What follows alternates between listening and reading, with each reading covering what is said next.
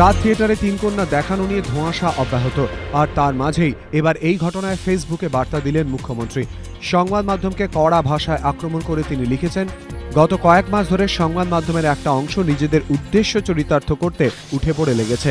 তথ্য বিকৃত করে বর্তমান সরকারকে হেয় করার চেষ্টা করছে তারা। সংবাদ মাধ্যমে প্রচার করা হচ্ছে বিশেষ একটি ছবির প্রদর্শন সরকার নিষিদ্ধ করেছে, কিন্তু এক্ষেত্রে সরকারের যে কোনো ভূমিকা নেই তা স্বরাষ্ট্র সচিব স্পষ্ট করে দিয়েছেন। কলকাতায় শুধু নয়, রাজ্যের বিভিন্ন প্রেক্ষাগৃহে ওই ছবিটি দেখানো হচ্ছে। সরকার যদি ছবিটি নিষিদ্ধ করে তাহলে তা কি করে সম্ভব? এর থেকেই প্রমাণ সরকারকে খাটো করে দেখাতেই এই পরিকল্পিত অপপ্রচার। বাণিজ্য মেলা সরছে কলকাতা থেকে হলদিয়ায়। একদিকে যখন চরম সংকটের কারণে এবিজি রাজ্য ছাড়ছে, সেই সময় এই ঘোষণায় বণিক মহলে প্রশ্ন উঠেছিল, তাহলে কি ক্ষতে প্রলেপ লাগাতেই সরকারের এই উদ্যোগ? সোমবার মহাকরণে দাঁড়িয়ে অবশ্য সেই জল্পনা খারিজ করে দিলেন স্বয়ং শিল্পমন্ত্রী। বললেন, এবিজি সমস্যার সূত্রপাতের অনেক আগে হলদিয়া সফরে গিয়ে বাণিজ্য মেলার স্থান হিসেবে হলদিয়াকে বেছে নেন মুখ্যমন্ত্রী। পাশাপাশি হলদিয়া কাণ্ডে রাজ্যের শিল্পের ভাবমূর্তি নষ্ট হয়েছে এমন তথ্যও মানতে নারাজ তিনি।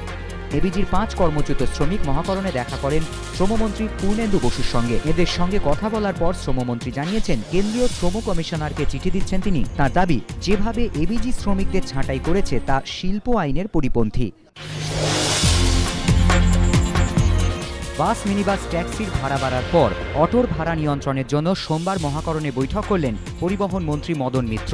এদিনের বৈঠকে উত্তর কলকাতা ও উত্তর 24 পরগনার অটো ইউনিয়নগুলির নেতারা যোগ দেন।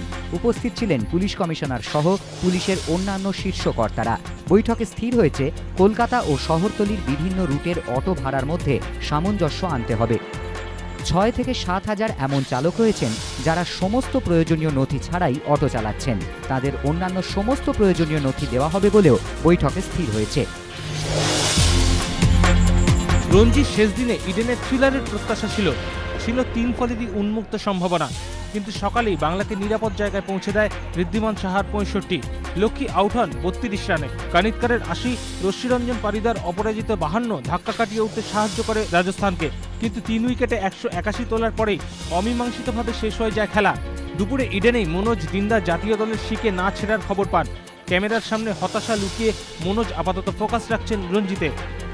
যুবরাজ হরভজনরা যখন ইংল্যান্ডের সঙ্গে টেস্ট সিরিজে ব্যস্ত থাকবেন, তখনই মোহালিতে অপারেশন পাঞ্জাবে ঝাঁপাবেন মনোজ দিন্দা, লক্ষ্মী, ঋদ্ধিমানরা।